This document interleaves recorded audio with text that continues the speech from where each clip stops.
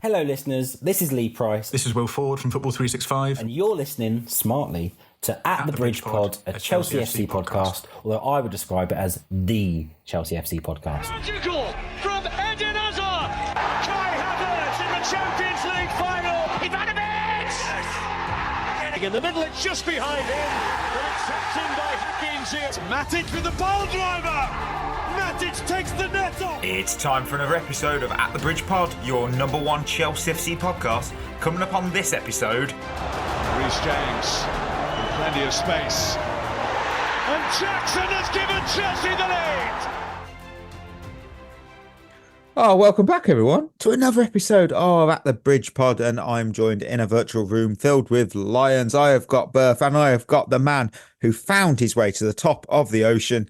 It is Ollie. He's no longer underwater. We can confirm his time in the submarine is over. What was your moment from the weekend? Both of you. My moment from the weekend was my honeymoon. As you well know, I did it in the city of Atlantis. Yes. Great weather. Great weather. Wonderful weather. Bit wet for my taste, but it worked out. But you live in the UK. You're used to the wet weather. Exactly. I live in Cardiff, so I basically am still underwater for what it's worth. Man. What about you, Berth? Well, it was actually my dad's 77th birthday yesterday. Wow. That's and he is the original OG Berth. He's the original Chris Burford. He's got the same name as me, or I've got the same name as him. So I'll give him a shout out. I never really shout him out on the pod. So it was his birthday yesterday. So why not? Friend of the show. Shout out to Burford Senior. Bloody right. Without him, none of this would happen. So that is fair. Yeah, that's very true. Bloody Isn't that fair. a weird thought? A very weird thought. Let's move on rapidly. Actually. Right. For me, Friday night, I got to see the Northern Lights from the comfort of my own garden. Honestly, it was beautiful. It was spectacular, and it was breathtaking. And damn, I will say I love this planet. I really do. And seriously, we need to look after it. Right. But I will say everyone's waiting for a football highlight. Mine was also a beautiful natural occurring event, and it was the Old Trafford waterfall. Just like the Northern Lights. We don't see it often, but when we do, it's pretty special. I call it Old Tributary now. It celebrates its 12th anniversary this summer. Because I remember of streams. I remember seeing it during the 2012 Olympics. So Glazer's not spending money to get it fixed. Oh, never changed. Can I just say, by the way, in over a decade as well. That's really bad. Yeah, that is bad. But can I just say, right? Yesterday, I reckon it's probably the worst day of football I've ever seen. 2 playoff games, 1 Premier League game, 1 goal. Oh, classic football, proper football. That is football. Not a Super Sunday. I had such high hopes yesterday. That's just a Sunday. It was because Manchester United were playing Arsenal and not Chelsea. It would have been more chaotic and more enjoyable. But we've been there. We don't need to do that again. We don't need a highlight reel of that. Right. Guess we're going to hit some news. There is some news.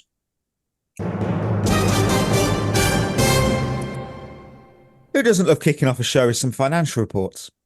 This time it's David Ornstein who's confirmed that Chelsea don't need to sell before buying players this summer. But he said they don't need to make sales to comply for 2023-24. The cutoff is obviously June. They will need to make sales to comply for 24-25. That runs till January of 31st, I think that cutoff is. So there we go. Anyway, my point on this is in a completely unrelated bit of news. This is now being apparently ruled out that we didn't do any of this, but Chelsea have attempted to sell or have sold their Cobham training ground to themselves. I guess really you got to ask yourself the question that... The real question is this: was all this legal? Absolutely fucking not. Yeah, I mean it's been ruled out. It's apparently been ruled out that we've done this, but then of course Ollie also caught my eye by telling me that the women's team stake could be being sold. I didn't see that. That blindsided me totally. I didn't even know that had happened today. I missed that. And let's not start to asset strip now. Bloody hell! Oh, well, fucking hell. I don't know. Any thoughts on what's potential? We don't know. Allegedly, we have no idea. I'm not getting involved. Gossip. It's pure gossip. Pure gossip. I think to be honest with you, To be honest with you, ignorance is bliss in this sort of thing. Like, you do whatever you want to do, just leave me out of it, and I'm just not going to get involved. Yes, let's look the other way for now. Yeah, finally though, be sure, listener, to mark your calendar for next Monday's show because we've got a bit of a surprise announcement in store that you won't want to miss. For exclusive access though to that big reveal, join our Discord community where the members they've already got early access to it before the general public. They already know. They're happy. They're listening now. Smug. Oh, aren't you? You're smug right now. Fair play to you. Yeah, you smug lot, you. We love you. Right, look, the Discord link is in the description of the episode, so you can click on it, find out for yourself, and more importantly, join an absolutely awesome community because there are some top people in there, and I absolutely love what goes on in that community. It's some really awesome folk. Of course, it's time now for the match report sponsored by See you at 5:30 Blues. Nottingham Forest 2, Chelsea 3. We start with the winners. Who we got? How many we got? I've got three. I've got three. Chris has sent in his list, and I haven't seen the list. I swear to God, if it's more than three. Three. Well Good. done, Chris. Thank you, Chris. 100. He read the script. And he has only one that's the same as mine. That's cool. Right, I'll kick it off with his one winner, and that was Nicolas Jackson. He's on my list as well. That's why I picked him. So, did you have him? Over you? Yeah, I did have him. I didn't, only because you guys were going to pick him. Boo. Right. What's weird with that though, right? What is weird with Nicolas Jackson being a winner? If he hadn't scored that goal, he probably would have been a loser. Ooh, bloody hell! Because I actually don't think he didn't play very well at all. I don't think yesterday. But he got the winner, so that's all that matters, really. Chris said that it wasn't his best game, but he came up clutch when it mattered. Love that use of that word. Thanks, Chris. You're definitely friends with me. He showed signs of maturity in his game, maybe. Yeah, I mean, for me, he's one of the greatest transfer busts or flops of all time. I mean, he has 14 goals, 5 assists, and 10 yellow cards this season in the Premier League. He's the best flop ever, isn't he? He's incredible. I mean, if you are sat there right now and you feel he has not lived up to expectations, then you should hand your opinion card right in at the Bridge Pod HQ because we'll just dispose of it for you. Look, he might miss some big chances, and he does, but you've got to be a top player with the intelligence to get into the positions in the first place. And 14 goals is absolutely outstanding in what is a developing team in his first full season of professional football. You know what? I kind of would be comfortable in having him as our striker for next season. I think the sample size is there. Yeah. I mean, why was he a winner? I would agree with that. Why was he a winner for you, Berth? I just think, I mean, what I like so much about Nicolas Jackson is that he's actually just a complete madman. Like, he genuinely is just nuts. Like, when he scored, he didn't even hesitate. He just ran and jumped into the crowd. He knows bookings don't count anymore. Not even a tiny bit, though. He didn't just stand on the hoardings. He literally just ran into the crowd and just started celebrating. He's so lovable. It's mad. It's crazy. I love him. Because he can be shit. Speaking of bookings, though, I don't know if any of you guys heard this during the game. So Jackson was like the fastest player ever to get to like 9 yellow cards. And then he hasn't been booked since, like in like 18 matches. Yeah, because they stopped booking players for dissent. That's probably why, isn't it? You watch any time you see the yellow card or the complaining from any player, they get a warning now, not a booking like they used to. It's their standard. Who was a winner for you, Ollie? Because it wasn't Jackson, but that's what you've explained why. Yeah, it wasn't. I'm gonna go with the man, the myth, the legend. Oh, my captain. Reece James. Yeah, he's on mine. Because he was also on Chris's, not on mine. Sorry. Out for however long with yet another devastating injury, and to then drop a tweet saying "see you at 5:30." Probably knew he was probably getting a little bit of game time, and then to come on and to get the assist for the winning goal within 3 minutes just shows what we've really been missing in this team. And just like the cross as well, which he made. I don't know if any of you saw this because I've watched it back a few times. It's like on the bounce from Caicedo's pass, which is a great pass by the way. Yeah. It's on the bounce. I don't think anyone else at the club can make that cross. I genuinely don't think so. And so I don't think we win the game without Reece James. And it seems that how much that really meant to him and how much it meant to the team. Yeah. And everyone just went mental and the way we turned it around. It was just great. And I don't think it happens without him. So he's got to have his flowers. Chris said he was a winner because he looked strong and fit. Brilliant run and cross for the winner, which ultimately decided the match. And he's bloody right. He's bang on. You know, he was the impact. We talk about squad depth. We've talked about our bench looking drier than the Sahara. And look at that bench on Saturday. It looked good. It was starting to flower a bit. I was quite happy with that bench. So, yeah. I think Reece James deserved winner. Any words on it, Berth, or should we move on to the next one? Like the absolute bollocks on that bloke to just tweet, see you at R5, just rock up, cool as you like. Yeah.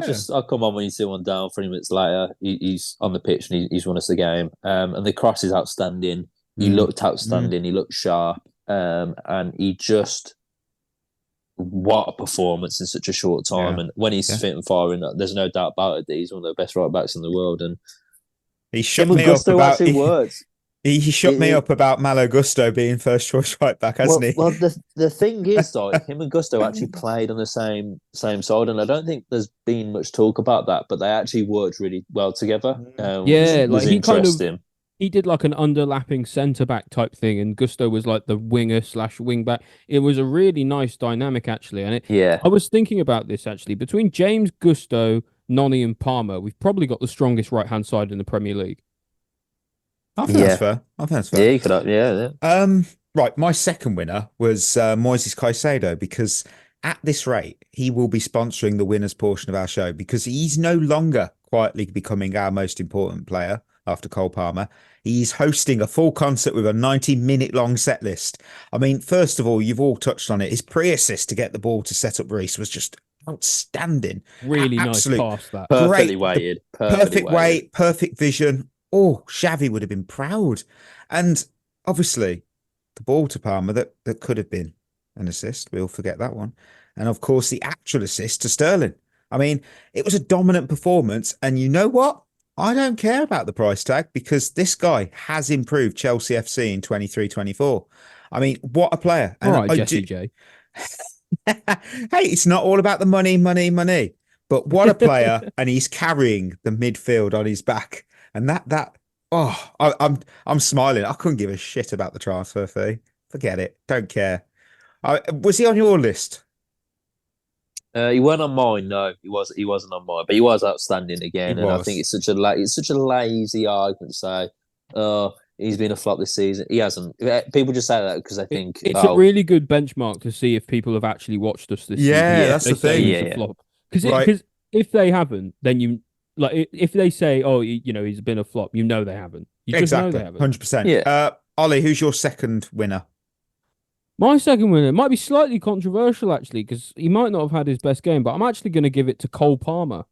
Okay. I know he didn't necessarily score a goal, and he didn't really do quite as much, I think, as people would have expected him to. But I thought this was a really good example of a game where actually he had a good game despite not scoring a goal. There were a lot of times where he made three, 4, 5, maybe 6 times. He made a really incisive, really nice pass into midfield, and not from midfield, like sort of right into the center of the box. And from there, it was kind of miscontrolled a lot, and that was Jackson and a few others who couldn't quite, and Nkunku couldn't quite deal with the chances that he was actually putting on a plate. But he was feeding the ball into really dangerous areas, and I just feel like, to a certain degree, if we have like a world-class striker, at least one of those ends up in the top corner. And, not let alone his pass to Mudryk was absolutely outstanding. Unbelievable. Yeah, no one in the team. That's true. No one in the team can make that pass other than him. Yeah, and he's not a winner for me, but credit to Mudryk as well for that run and finish. Really, really solid. Berth, round off your winners for us? See, I am going to give Mudryk his props, and I'm going to make him my third winner, because it was a fantastic run, and it was a really good finish as well. And he did look lively, and there are still glimpses there. I don't think he's ever going to be this.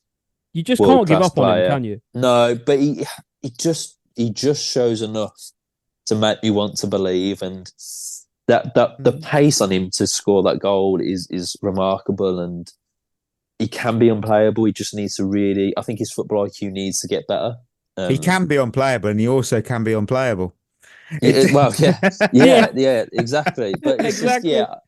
I think you've got to give him praise, because he was a good goal, and he started us off on the front foot, and he always works hard, and he always is a problem. No matter how bad how well he's playing, he's always a problem. He's always a threat because of his pace. So yeah, I'll make him my third winner this week. All right. Chris's final winner was Nkunku. He thought that he was a game changer, took up really good positions, which caused the Forest defence problems. Hold-up play was really good too. Yeah, it was, again, depth in our squad. I mean, hey, maybe injuries did really hurt us. One thing that didn't hurt us, though, and it's my final winner, it's my trips to the kitchen. Because I'll tell you right now, every time I leave the goddamn room to make a drink, a goal is scored. It has happened so many times this season. I mean this in the nicest possible way. Stop watching us. Hey, I've got to watch you to leave the room, though. That's the thing. You're missing the logic. I mean, West Ham. I left just before the half-hour mark to make a coffee. Came back, 3-0. I mean, that was positive. We were already, we were winning. But this time, I left the lounge at 2-1 down to come back to see us 3-2 up. I was both very happy and very annoyed. Hey, more trips to the kitchen for me. Ollie, who's your round off your winners? This is a really interesting winner, because I'm not sure anyone necessarily would have said this. I'm going to give my third winner to Ola Aina. He had a great game. Okay, yeah, he did play well. I mean, he doesn't play for us anymore, but he had a great game. Yeah, so it's not for us, it's for the opposition, but I thought he had a really, really, really strong game. We know Cobham makes incredible fullbacks. So I thought his physicality was really good. I thought his passing was really good. I always kind of had a feeling he would turn into like a really strong quality player at one stage in his career, and he went off to Italy and whatnot, and now he's come back to the Premier League, and he really looks like he's finding his feet. And it's just really nice to see it for a Cobham boy. And to be fair, he totally locked Madueke down, who is ostensibly, according to the statistics at least, one of the best 1v1 1v1 wingers in the league, and he didn't get a sniff. You know what? So what? Fair play. That is perfect segue, because my first loser is my man, Noni Madueke. I mean, he's on here because I felt he had a bad game. That there will be He's on mine as well.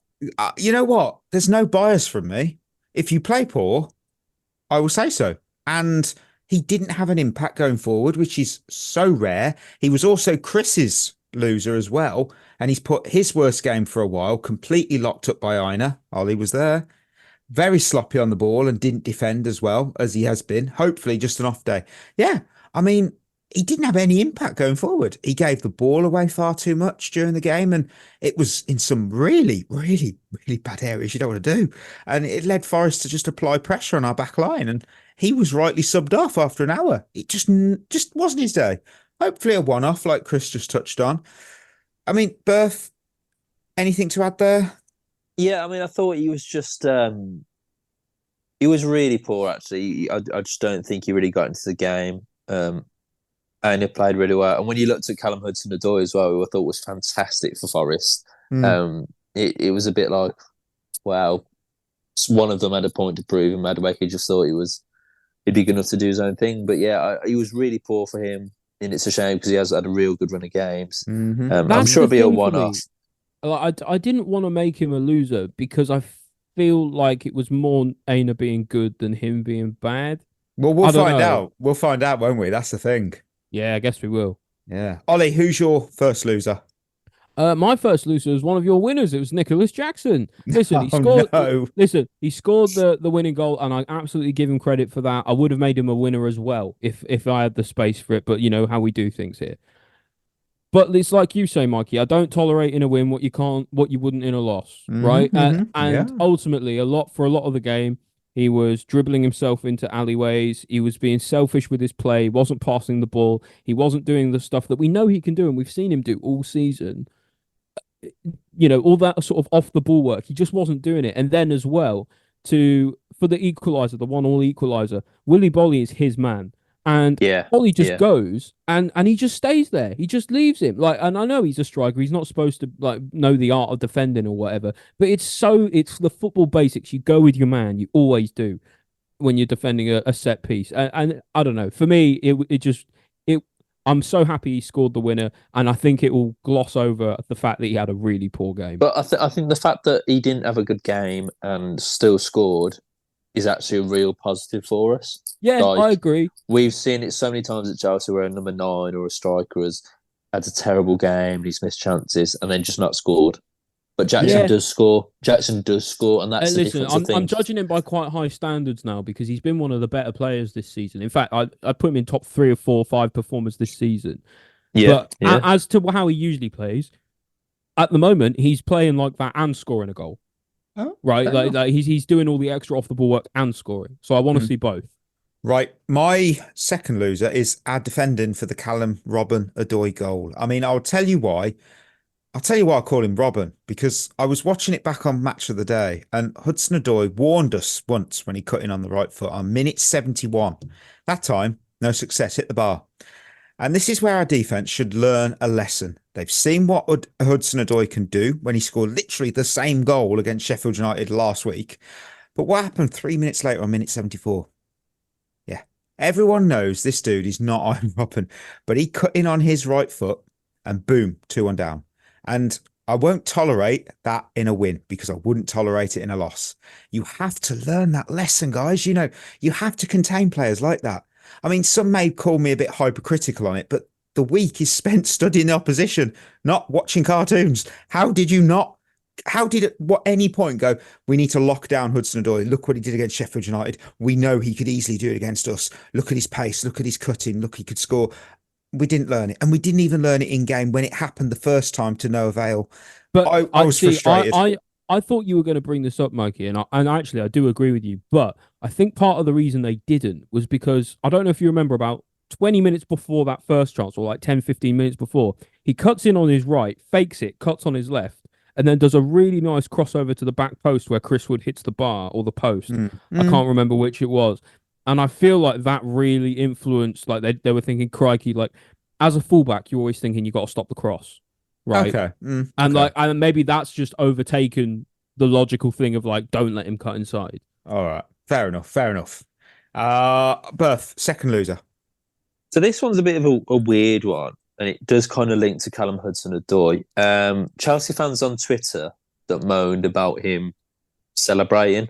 Now, for me, I didn't really think it was that much of a celebration. Yeah, he did that thing where he pointed to his head or whatever, but he didn't exactly go mad. He didn't. I thought he was. Oh, I couldn't give less of a shit. I mean, exactly, strange because he scored with his foot, not his head. But hey, yeah, but like it's like I think people need to just get a grip, really, though, because it's like he's not done a Van Persie, he's not done an Adebayor. If he doesn't Adebayor, fair enough. Like slate him. I've got absolutely no issues. But like the fact that all he did was he was just like, he did the sort of like the hands up, calm down, then pointed to his head. It was a really, really like muted celebration. Who gives a shit? I don't He's care. not a player anymore. No, Get fucking over it. Like the Kai Havertz thing, I didn't care about that. I cared about the performance, not of Havertz celebrating.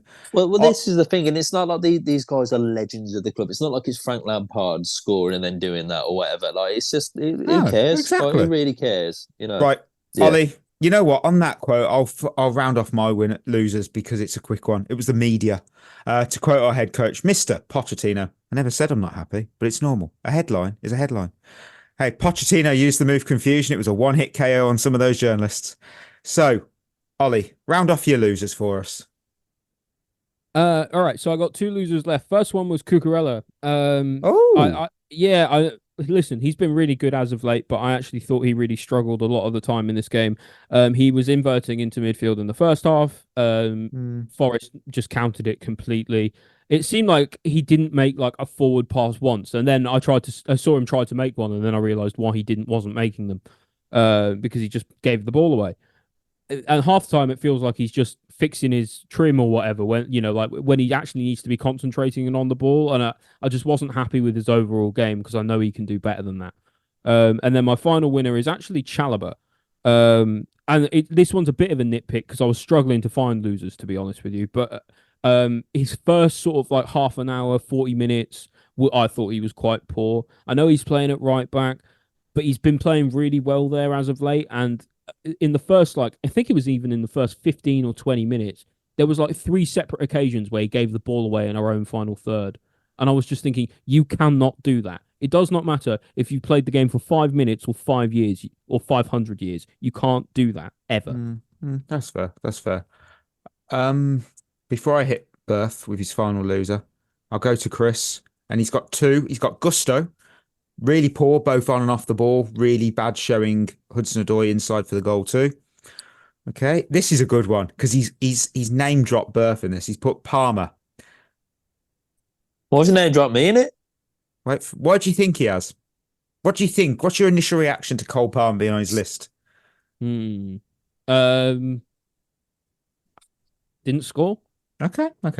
He's put. Go on. No, I just don't see the correlation between me and Cole Palmer and Chris. Other than Chris being an absolute twat. Right, Palmer. I know Berth will say this is harsh, but he's now our talisman and needs to be judged as such. And in a game where we were struggling to get going, he didn't take the game by the scruff of the neck. Still got a great assist and will always have those moments of quality. But on days where we struggle, he needs to be the one who lifts the performance. Was it harsh, Berth? Was it? Yeah. You know what? Yeah, and you know what? Because he called me out, I'm going to be even more annoyed and it'll be even more irate. Yeah, it is harsh. I'm not saying he had his best game, but he still showed his class. He like, I don't know what else he wants him to do because every pass he played was class. I thought he got us out of trouble a lot of times with his passing. The pass to Mudryk's one of the best assists you'll see this season. Fair enough, he didn't score. But he got stuck in. He trapped back. I just don't really know what Chris expects him to do. I do think that is a smidge harsh because I do feel like he was trying to make things happen. Yeah, which he always does. Like I alluded to when I said in my winner, where like he like I said 3, 4, 5 times, he was making those really nice, direct, incisive, line-breaking passes into the box, into the final third, and we just couldn't finish them. Yeah. Berth, who's your final loser? My final loser. This could also be harsh, but I kind of was struggling a bit. Chris, for calling you out. Yeah, no, I'm joking. No, I think it's probably Conor Gallagher because I don't think he's another one. To be fair, like Palmer, that you look to him to sort of get the game by the scruff of the neck in a different way, and I just don't think he was quite at it on the weekend. But look, he didn't play badly at all. But yeah, I just don't think he was at his energetic best. That's completely fair. Let us know your winners and losers, listeners. Tweet us or drop it in Discord. Emoji time as we drop an emoji game review. I mean, I thought I'd honour Reece James's tweet and I'll choose the alarm clock because it's time to wake up because we might. Actually, I feel we're back. I feel we're back up. I actually feel it now. I'm excited for Brighton. Oh my word, I love this feeling. Please don't kill my hope. Be excited for Brighton. Oh my god. Woo! Right, what's your emoji? I need the "Here comes the money" sound drop because I was gonna go with dollar signs because it was a Cobham bonanza. There we go. Because it was Cobham bonanza. You had James was involved. You had obviously Hudson-Odoi was heavily involved. Aina was involved. It was just a big Cobham day out, and we all loved it. Bloody right, Berth, emojis. I'm gonna go with the plane emoji because we're flying to Europe next year. Oh yes. Yes. Confident. So next up, Lion of the Week. We had over the weekend, we had Chalobah and Jackson, and I'm so happy I got Jackson. So thank you, Almighty Wheel. Right, Lion of the Midweek, because we're travelling to Brighton to play Brighton. So, Lion picks, who are we choosing? I'm going to go with Reece James. You know what? I've actually got to add that back into my roulette wheel because he can play now. In fact, I don't actually know who's fit and who's not. I'm trying to think. I feel like I should alter the wheel now. A good game. I'm gonna give it to someone who deserves it as of late. Moises Caicedo. Okay. Against Soul Club as well. Yeah, that's what I want. I want him to bounce a 10 out of 10 performance on De Zebra's head. Right, I've got to redo my wheel because technically every player is back in action, aren't they? I mean, apart from a few. I think we're down. Are we down to 2? Not many now. It's not many. I think it's 5. I don't think it's as many as 2. I don't think we'll be. No, we can only dream of that. You know what? For now, I'm going to do this. Well, that would be great. For some reason, the wheel has a blank space on it. I don't know why. Doesn't matter. I'll probably get the blank space now. Oh, I've got midfielder number 23. Doesn't tell me who it is. It's Conor Gallagher. It didn't tell me who it was at first. I should have known it was 23. It's Gallagher. Hey, Gallagher, I'm happy with that pick. We'll go. I'll take that. Yeah, that's a good one. it's not too bad. I'm just happy that all our players are nearly fit. So, yeah. Right. We move to questions. So, Christmas questions. First up, we've got Paul who asks, if we sack Poch, can I switch clubs I support? Because if we sack him, I'll be done with Bowley. I mean, I say yes, you can, but I'd say just park the men's team in the garage like a car that you take out on a Sunday in the nice weather because you'll want to return to it eventually. You know. So I would say don't be mad at Bowley, be mad at Egbali. He's the one who seems to be calling the shots these days. Yeah, it does seem that way, doesn't it? Right. So a good question here. Not saying that Paul's wasn't. I'm just saying this is a question that you'll have to debate. Josh Thompson has asked, despite the goal, I feel like Mudryk is not good enough for this team. He's still not good enough for this team. Agree or disagree? Agree. Kind of. Yeah, because he is. I think he can become good enough for the team. Yeah, but I think he's always going to be a good impact player to bring on. He'll always be a good impact player because of his pace. But I don't think he'll ever be good enough to start all the time. I don't think he ever will be that good. You know what? I'm so on the fence because the goal was outstanding movement, vision, and intelligence. But then he did his David Copperfield act and vanished after. So I can't make any sense of Mudryk. Mudryk is the most bizarre player I've ever seen. He's a unicorn for that reason. Yeah, it's amazing. You know what I mean? It's an amazing game-changing move, but you've got to do more than that. You can't just look. I'm here. Bye. Do you know what? It was nice to see him just hugging the touchline and actually like holding the width and then running in behind for a change. I feel like maybe he's finally starting to get it. Maybe. Hopefully. And finally, Julian's asked, was today's display a result of having an almost full squad and squad depth? Yes. Yes, it was. Yeah, yes, it was. But I actually think even if we didn't, we probably still would have found a way to win because this team does seemingly get results now. It's got a good team spirit, and I do think I agree with that. I would say 6 months ago, there's no chance we win that game when we go to. Yeah, didn't we lose 2-0? Yeah, I think we did win our last game against them. Yeah. Yeah, but I think it shows good progress that we're winning these games, like the game against Man U where Palmer scored last minute. We would never have won that last year or 6 months ago. So I think we are generally making progress, even if we still are conceding loads of goals. Yeah, I feel that's pretty fair. So we end the Monday show with a game. What's this? Who is that former Blue? Oh, rotation is key, listeners. And my God. I know. Some listeners, oh, yeah. Remember that? Yeah. Some listeners wanted a former Blue. So without further ado, this is former Blue. This one played 9 times for Chelsea. He has 1 Chelsea assist to his name. He has played for 5 clubs, including Chelsea, of course, during his career so far. He is 1 cap away from 100 appearances for his international team. And he has played with Nicolas Fulkrug, Nicholas Bentner, and Wilfried Bonney. How many games did you say he played for us? He played 9. No, it's not many, is it? He's clearly good, isn't he? I mean, nearly a century of appearances. No, it's clearly all right. Well, that depends on how good the national team he plays for is. It could very much be a Holland Norway situation. I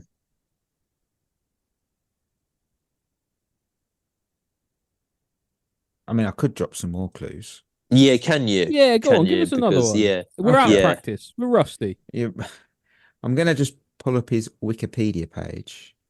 He is currently 32. He turns 33 this year. He is... Where's he playing? I can't do that, but I can tell you he plays in the Premier League. Okay. Right. He didn't play for us very much, but is a Premier League player now. Can you tell us where he played with those players, or would that give it away as well? Would it? Or can you give us one of the one team? Nicolas Fulkrug played with this particular player at Werder Bremen.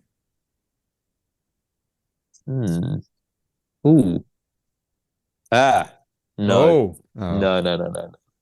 He has... Let me have a look at what he won. Here. He has won his current club's Player of the Season award 4 times. It's not... it's not. Surely not. Surely it's not him. No, it can't be because I don't know who he played Nicolas Bentner with. Where? He was in the Europa League squad of the season for 2014-2015.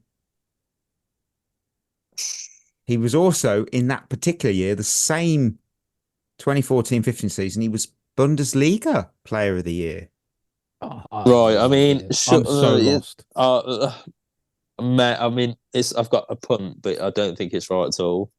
Go on. At least you've got an idea. I've got nothing. Who did he play with? Who did It's he play not with? Kevin De Bruyne, is it? It's Kevin De Bruyne, huh? Yes, come on. And I will you know where he played with Wilfried Bronny. He played at Man City, yeah. He also played with Cole Palmer. I think it was one of the, when they did like the under 21 league in the Premier, that sort of thing, when they're coming back from injury. Nicolas Bentner was at Wolfsburg. Right, okay. Yeah. I presume when you said Werder Bremen, I was thinking Wolfsburg, so I was like, yeah, I was wondering if it was Dortmund, so I was going down that kind of. I genuinely went to write on the clues that he played for Dortmund before, because for some reason I had that he went on loan there and he never did. I don't know why I think that. There's got to be something in that, or maybe I'm just stupid. It's probably that. It's probably that one. With that, thank you for listening to this episode. Treat yourself well. We'll be back on Friday because we're going to find out if we beat Brighton. We should do. Confidence, all confidence. So till then, listeners, that's us signing off. You've been listening to At The Bridge Pod, a Chelsea FC podcast. Follow us on Twitter and Instagram by searching for At The Bridge Pod. And if you're listening on Apple or Spotify, leaving us a review is always appreciated.